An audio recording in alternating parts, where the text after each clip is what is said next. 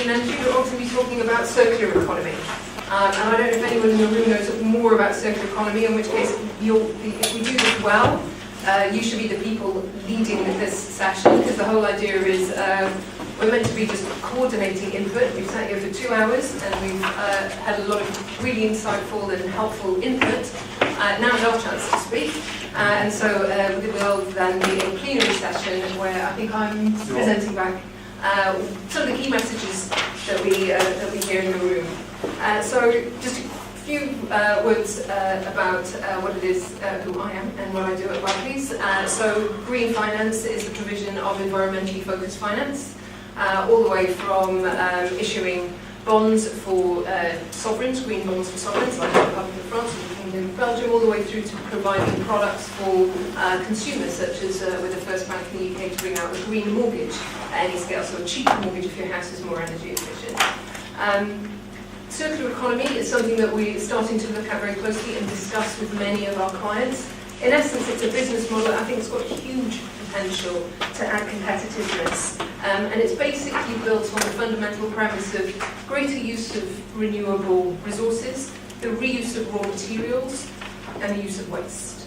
So clean energy is obviously a fantastic example of that use of renewable resources. Some examples of some companies that are doing some smart stuff around some of those other pillars. Hewlett-Packard is obviously mentioned quite a lot with their Planet program, where they take the ink cartridges and the toners, bring them back, recycle them, send them back out, so that they continuously use the same materials. But another example, which for anyone with have small kids, is this a company called Vigor, which for a monthly subscription fee, you'll be sent 20 articles of baby clothes in the right clothes size for your baby. And once your baby's grown too big for those clothes, you'll get sent the 20 clothes for the next size up. The clothes that you had been using will get quality assessed, professionally cleaned, and handed off to the next subscriber. A fantastic example. Another example of use of what would otherwise be waste is a company called Garner Murston that looks at, they have a patented vibration technology to clean old bricks, strip them down, send them to new sites using a very high-tech and robotic technology, and then by doing that, they save 95% of the energy that is used to manufacture bricks. So there's a couple of suggestions there, food for thought, about how we can combine innovation, a lot of it's digital innovations we heard this morning, and sustainability to create an economy that isn't the way our old current linear economy works, which is assuming that we have an infinite amount of resources. We have one planet, I think everybody knows that. But instead thinking about the advantages to business of being able to recycle, reuse, and focus on renewables.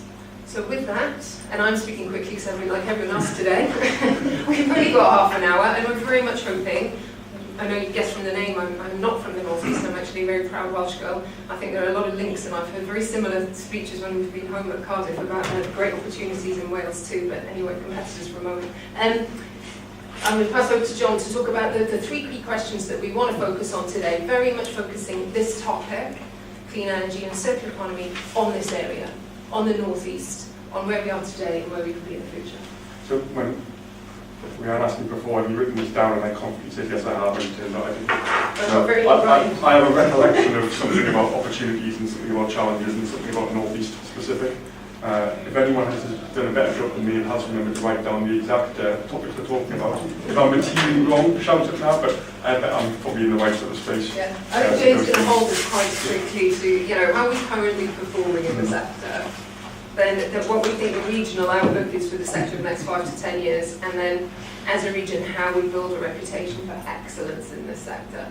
And we understand that Minister Clark might join for some of that section, so if there are any sort of key political or policy points that we really want to sort of relay from this room, now's the chance. So I've got a room of everyone looking at me, and I'm rather hoping but someone's going to be brave enough to start the conversation. But if you're not, or if nobody has a burning pressing point that they'd like to make, I might suggest that we talk amongst ourselves for about 5 or 10 minutes on what we've heard this morning on this topic, and then we maybe you know, we'll have a chat then. You can sort of agree. Sorry. Thank you. Just one of the issues with the circular economy, I think. Yes. And it gets political because this is probably one that Greg Clark will probably need to answer. Is that the circular economy policy, as I understand, is actually part of an EU directive. Now, if Brexit happens, where we are self-regulatory again, what's the timeline that we're going to put in place some sort of policy to embrace the circular economy activity? And I think that's something that probably could take 2 years, I understand. Yeah. I think that's going to put the brakes on it. I agree, but I suppose if we step back from the regulatory and legal side, I guess the principles of the circular economy are ones that it feels are generally accepted as being a good idea and a good way to operate. So that's best practice. I completely agree. You will operate within the regulation and the policy within your geography. But I suppose if we maybe discuss it on the basis that it stays the same, purely because we've got to anchor something in the conversation. But I think it's a very valid point. I think it's a valid point. Well, that was one of the questions that I was asked on the video, that if you were present in Brexit, that's the question I asked. Well, one of the things that struck me and strikes me from the people in the room and the people and the conversation we had downstairs is that there's no John Dempsey. I don't know half the people, I don't know 2 people in this room, and if we're all from a similar industry, and there's no communication between companies in the north of England or the northeast of England, and there should be more collaboration, because we can do one part of the technology, and other guys are doing others. And I was in Chesterfield last night, and I'm in Nottingham tomorrow, talking to companies to partner with us on programs.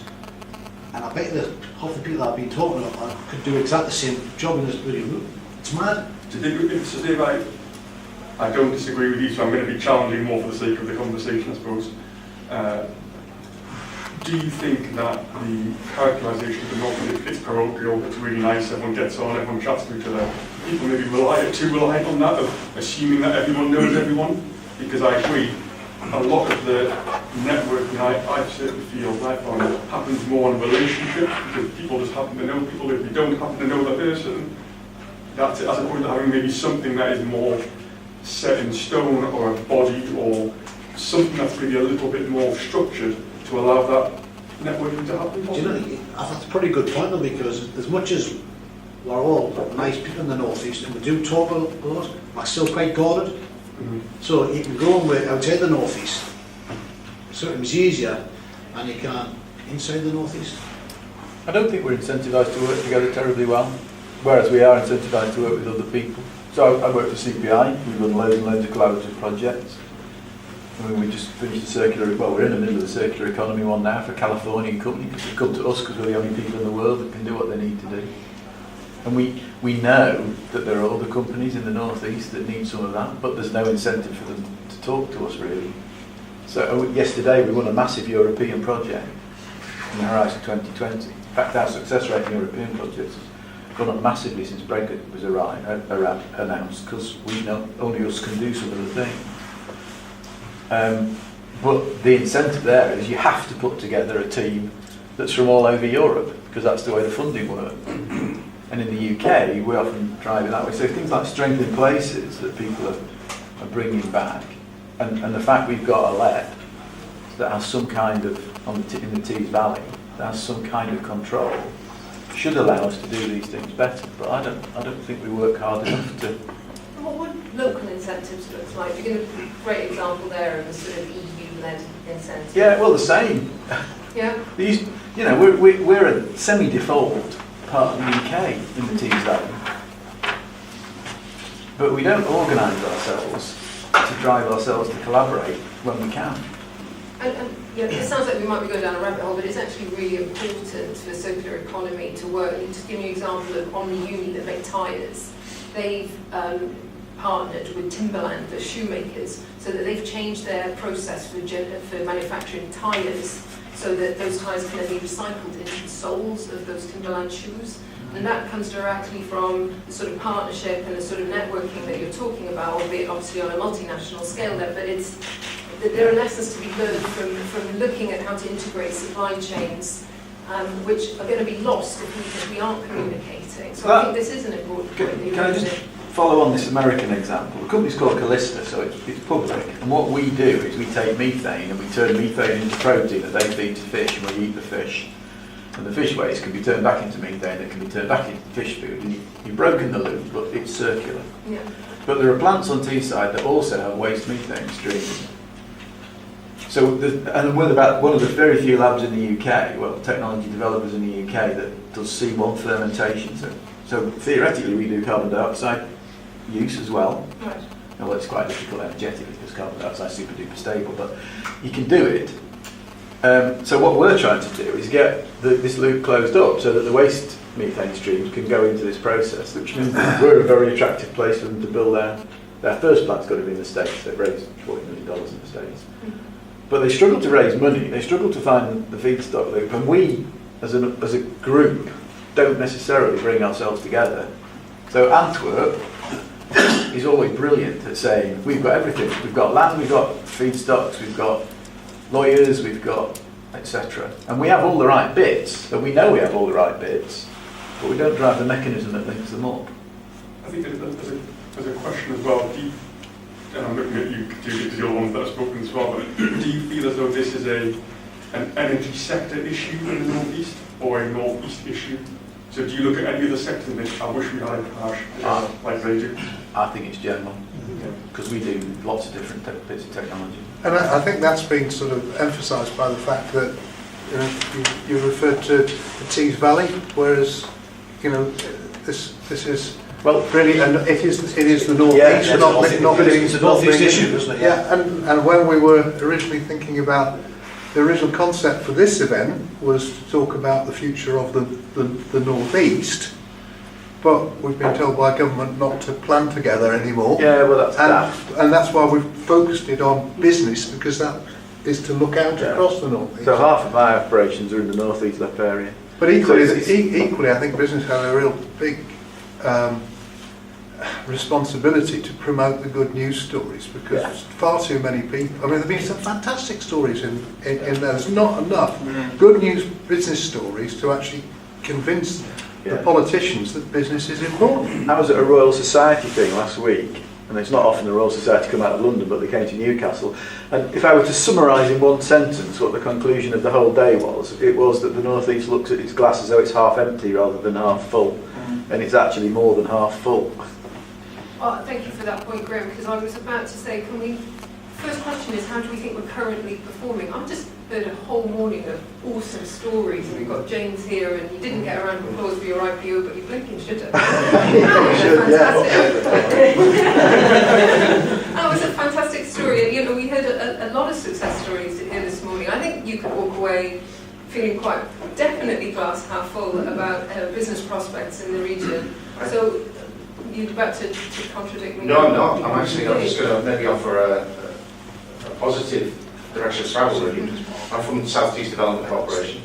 So and thank you for the reference this morning. So this is just really, can't be too open about the opportunities, but we've had 100 investor inquiries in the last 12 months to develop the South East on the 2,300 acres of land that we've got to create this world-class business park. Naturally, they're not all going to happen. 12 of them are very hot at the moment, and of those, 9 of them are in the clean energy and circular economy sectors. We've got advanced manufacturing using recycled materials, clean energy opportunities. So I actually think the outlook is positive. I mean, and again, of those 12, will they all land? They probably won't. But it is positive. Now, some of the attributes that these companies are actually referencing is feedstock availability in the Tees Valley, the North East, skills availability, etc., etc. So I actually think we're in a strong position, and that's just a perspective of what's emerging in terms of, and we've done no marketing, by the way. We've done no marketing on South East. We haven't developed a marketing strategy yet, so slap on the wrist, but that's without any marketing. So just a perspective on what's potentially out there, or could be out there, and coming to a cinema near you. And then 9 out of 12 being clean energy and being and or the circular economy. Yeah. And is that, was that a focus that you... It's a focus of the master plan. That you've Yeah. got? Yeah, it's a focus of the master plan, which was touched on. Most of these, they're just coming to us. They are initiatives or businesses that want to expand or set up, and they've chosen, I'll say, the Tees Valley, or they've chosen the North East, whichever geography. I think that's the point. I mean, you're blessed by a certain number of infrastructure assets and characteristics in terms of a deep sea port and a ready-made rail infrastructure, which is very attractive, and lots of land. But I think you're right in terms of there are other examples, and maybe not quite of that scale, but up the northeast, especially on the coastline, and going right the way up to Northumberland and coming all the way back down, where those opportunities exist. I think there is an interesting probably debate which probably don't want to get Ken going on this about, but I'll make the observation. I do the majority of my business in what I would class as the northeast, from a northeast combined authority, northeast left perspective, maybe less than Teesside. And I look at what Teesside have achieved because they've got one unified voice, which actually at times, which is going to be later on, possibly speaks from outside his mandate, but the soft power that I elected man gives you, I suspect, is very helpful. And then I think someone made the reference before about kind of how the Northeast to be wider. I think, I can't remember whether it was the Chamber's annual dinner or the CPI's last year in Newcastle, and the comment that was made from the keynote speaker at the time was very much, you know, well done for getting your North of Time devolution deal done, but what a mess you've made of not doing it right the first time round. They're not interested in the politics of why it didn't happen. It just looks messy, and it will continue to be a bit messy. It's still a great opportunity for the North of Time, but it's creating noise that would have been nice if it wasn't there at all. And we're not competing between the Tees Valley and the North East. That's what we forget. We're actually competing with the rest of the world. So the Atlantic Sea Super Connect is a good example of that. You know, all they've said is this cable's going to come into the North East. You know, whether that means the Port of Blythe, the Port of Tyne, the Port of Sunderland, or Teesport, they're not actually that bothered at the moment. It's kind of, it's the least of the concerns before you deal with the regulatory and political dynamic of buying a big load of power from Iceland. But for now, it's almost it's a single unified, the North East will get this. And there'll be local politics that will have a preference on where it goes, but ultimately the whole of the North East will win to one extent or another. And is this point about this single unified identity going to be a key pillar for sort of building that reputation for excellence in not just this sector, I guess, but I've heard it quite a few times this morning, this idea that there's some division, regional divisions. There's political divisions, isn't there? And there's regional divisions. And there's even between local authorities and councils. We tried to do a deal, for example, with Newcastle City 2 years ago. And we had £100 million worth of investment from the city, as in London, to deliver a solar programme through Newcastle. Newcastle couldn't do that because British Gas had the one North contract. And they didn't want to deliver it to that platform because they didn't feel it had been done well in the first place. So we said, well, we had brought manufacturers in from China all over the world, and they said, well, we'll put a battery assembly plant in Newcastle, and they do that for us. And then because Newcastle wouldn't make a decision quick enough, they offered it to Durham, and then offered it to, I think, it was down here, 13 group, housing group down here. And each time, it was a political issue that stopped the delivery platform going forward. And we, as a smaller company, looked and said, well, we can't deliver it all ourselves. We would manage the bit we can manage and would farm the rest out to other people in the North East.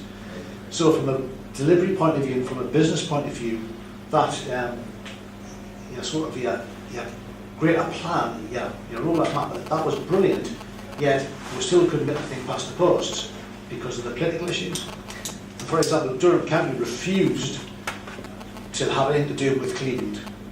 Mad, isn't it? So it was actually, one another. And they said to it, if you're going to do that, have two separate companies. And we actually set up two, one called Cleveland Energy or something, Cleveland Power, and one called North East Power.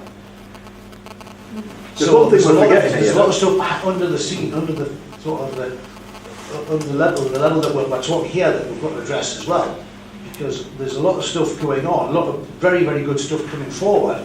But if we don't get rid of the political issues that are going to stop us doing that, and I think the North East is probably the worst area in the country that I work with at the moment for infighting.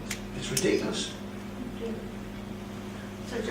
Yeah, so I work at Wilton International, adjacent to STDC, and likewise inquiries quite often for new projects are circular economy based, recycling waste products, for energy intensive.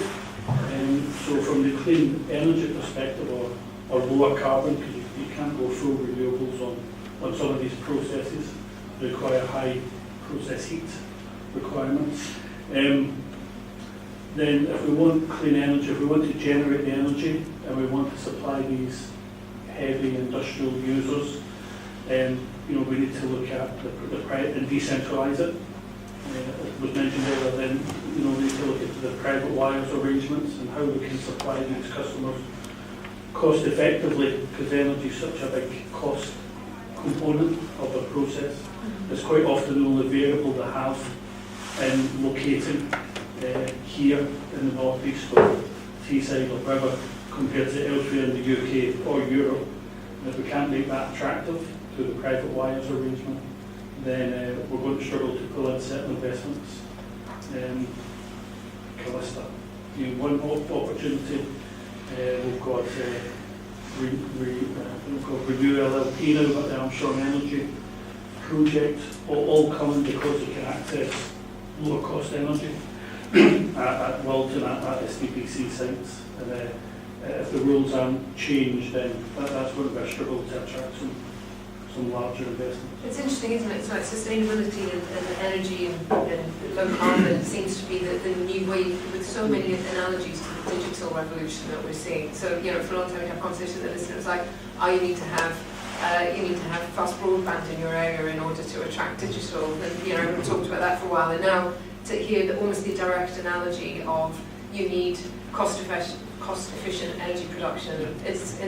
There are so many parallels, I think, between the conversations. And I think it's Al Gore that says that the green finance revolution has the scale of the industrial revolution, but the speed of the digital revolution, which when you think about it is very prescient and completely mind-boggling. One thing we're forgetting is we are brilliantly good at clean energy and circular economy. You're brilliantly good at what? This region is brilliantly good at clean energy and circular economy, and we if we got our act together just slightly more, we would be massively competitive. So, I guess to build on that point, do you mean around supplying the innovation, technology, talent to other places? Yeah. Whereas actually, if we got our act together, we could put ourselves on the map as a both. To be honest, I don't necessarily use the buzzword, but it fits, I guess. Be it a test bed, a showroom, a showcase of how you can get all these pieces on it. A jigsaw to all fit together. Because we've got innovation centres, we've got decent universities, we've got good companies, we've got loads of big contractors that do this kind of thing located here. We understand pretty well that the byproduct of one process is the feedstock for another process, which means we understand that the circular principle already from an economic and operational point of view. And I think to your point, but to Rhian as well, around where clean energy is becoming a prerequisite to get your foot through the door. So I don't know if there's anyone in the room, there's a lot of work in data centres from a power perspective. Yes. If you want to provide a data centre service to a web giant, it has to be 100% renewable, otherwise you're having a conversation. A lot of investors now will look through the counterpart. It's not a utility provider building that wind farm, it's Apple building that wind farm, it's Google building that wind farm. Because they're taking the full offtake, and to the private wire point, quite often as close as they can to the facility itself, and it doesn't even touch the grid. But it's a huge market, data centres, from the people's perspective in this room. If you're not talking about renewable, you're not even talking about it. It's an absolute prerequisite to play in that space. And that's just my experience. I don't know what other markets maybe are similar to that. I'm trying to get back your point, because a lot of it was on the commerciality. I was curious, thinking a lot of the argument was about the standalone commercial sense of energy and circular economy. But to what extent is it that? What extent is it if we don't do this, people will deal with us in the future? What do you think the drivers, if you put it aside, what are the drivers for people that make the decisions? It's a tough one. I suppose it's probably financial in the shorter term. Actually, the longer you're on those, the more your point comes in around the people. So in some respects, a lot of the energy infrastructure deals 20, 30, 40 years. It's in some respects easy to look in the financial aspect of that because most of it is pretty nailed down. Yeah. But actually the social impact you'll have, and quite frankly, you can say what you think you're going to be doing in 20 years' time society. How can you possibly know? You can declare some principles. If you're feeling brave, you might contract to some principles in terms of social value.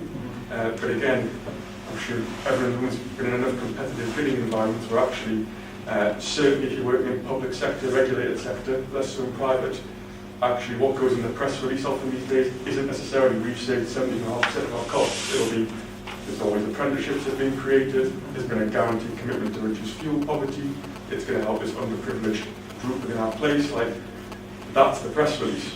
So I think it's a mixture of term and probably who your customer is. Not sure that quite answers your question. Like I said, it's commercial first, yeah. That is almost put as a nice to do, almost as an afterthought, something people mention that. But I think that flips when you're working with public sector, very much. This sounds from this conversation that we've got a pretty positive outlook for this, for clean energy in particular over the next 5 years. If anybody wants to expand on whether they agree or disagree with that point and why. The cost of clean energy has come down, you said. I said, yeah, it's remarkable how cheap you can build a solar panel for now. It's remarkable that you can build an offshore wind farm without the need for subsidy now. So you're not being penalised for implementing sustainable renewables technology. So you go back to your point, you can have a pure commercial argument that justifies it without the need for any social or any other benefit. It's a pure commercial decision that you can get big city investors to back that now. And trust me, they didn't care about money. And say it in a slightly smaller audience. ENGIE sold a load of coal-fired fleet. Now, partly because we have a green vision and a renewable vision, and we've signed up with a load of commitments. There's a pure coal economic argument for it's getting taxed to the hilt, and all the fleet's 30 years old. And it's going to cost a fortune to try and keep it at some level of efficiency, and they're oversized for the grid and they're in the wrong places. So actually the economics stack up for it as well. And importantly, the cost of battery technology is plummeting in the same way as the renewables technology, because that's obviously going to be a key for the intermittency. There was a paper that was published at the beginning of June in Nature, the climate change part of Nature, talking about the University of Cambridge work, saying that even without major regulatory interventions by any of the big Western countries, the extrapolation of cost of the technologies and the speed of technological advance means that the flip from fossil fuel to renewables will happen within the next 15 to 20 years. And regulation can only accelerate it. Because exactly to the point of you're making, James, it's just becoming an economically viable very quickly. You see projects in India, offshore wind in India, they still think it's commercially viable. They've got high power demand, coastal regions need to implement renewable, sustainable technology. China, massive transformation. Yeah, and again, in a similar analogy to sort of in our space in banking, that sort of a number of African countries have leapt to mobile banking.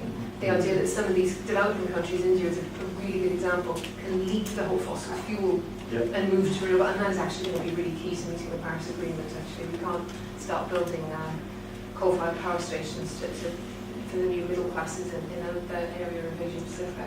We've got, I think, 3-4 minutes left. I think I'll ask a slightly really? Yeah, I'll ask a different question to see if it's sparked any debate. I made reference to it and sort of timed out in my talk before, but your point around banking in Africa is reminding me of it.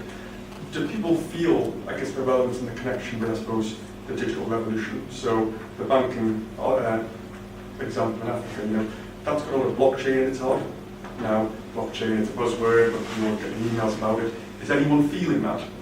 Particularly because of how things like blockchain or digital can really, really make a dent in the energy sector, in particular clean energy when you're talking about battery storage, artificial intelligence. Well, the digital, if you're looking at battery storage, whether it's on a commercial or domestic scale, having that greater control is where the key is. Speed. So yes, it definitely is going to have a major impact. But I think a lot of that's going to be down to whether the banks give the cash to do, or whether the bigger players come in and support that. So, but I guess if I make that a northeast question, then it aligns to one of the points at the start. Do you feel as though as energy professionals, which I'm assuming the majority of you are in that space, you're closely aligned with some of your digital data analytics colleagues in the Northeast? No, terrible. I mean, Not stupid. yeah, the risk of this is, I guess, my own personal view in terms of what we could do more is really bring those two groups together, because they are quite close academically. When you spend time with some of the big universities, they have connect the dots on that, and it feels as though as soon as people get into industry, it splits. Yeah. But I think it's really important that they're brought back together, otherwise we will get left behind. And it's things that we're maybe very good at now, we might find we're not so good at in 5-10 years' time. That's why it's so interesting what Dom's done, because he's done exactly that. It's connect those two worlds which were miles apart, because he's seen the opportunity, and he's acting as an interpreter in oil and gas and renewables to help them see how his technologies can help them do what they need to do. And they were like that.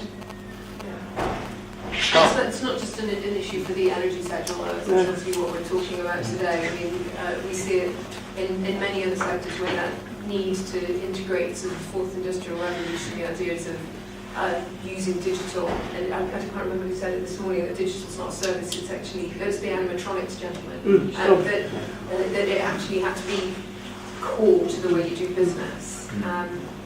That's also true, obviously, in again, we do a lot of work on printing sensors and things like that. Yes. So you can get ubiquitous data, because one of the problems is getting data, and a lot of that is related to next generation batteries. But interestingly, we've opened a centre at Aycliffe that prints sensors, and it has 4 incubation spaces in it, and we were expecting sensor companies to occupy it, and every one of them has been occupied by a data company. So again, the linking up thing is really important. And we also forget that nearly all of our big plants around here are remotely operated and extremely highly efficient and very, very, very well instrumented. So it's another area where we've actually got skills we can build on that are not far off. Are there any final thoughts? Sorry, this may well be a daft question, but is there a role, in terms of this linkage point, because we've got a separated, is there a role, because I got a questionnaire recently from NEPIC who are quite clearly looking at what they should be focusing on. I mean, first of all, are people in the room members of NEPIC? And secondly, is this communication of potential work and projects something that NEPIC could actually help with right across the North East? That's a good idea. It's In a new world. Pragmatic point that you're making now, which is something, I mean, it's up to the people in the room to take that forward, right? So we are the business leaders in this. Sorry.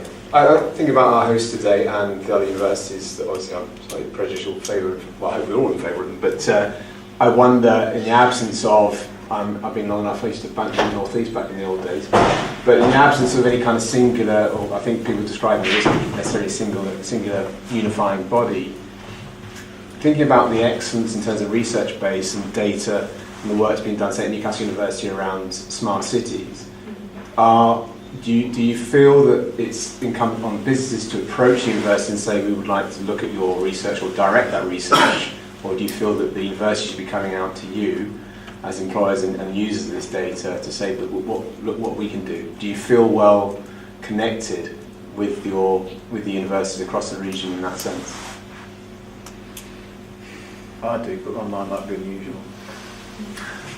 Because they are world-class leaders in this type of research, and specifically, at the Haynes site, that they are looking at how one uses data, big data, to make smart cities, and including in that transport, energy usage, and that sort of thing. So I have a view on that, actually, Julian, which is the challenges that climate change poses to society, and that if we do not fix these issues, the social, political, and economic consequences will be pretty dire. That any reticence that we might have of being prescriptive as business, I think we're up against the clock.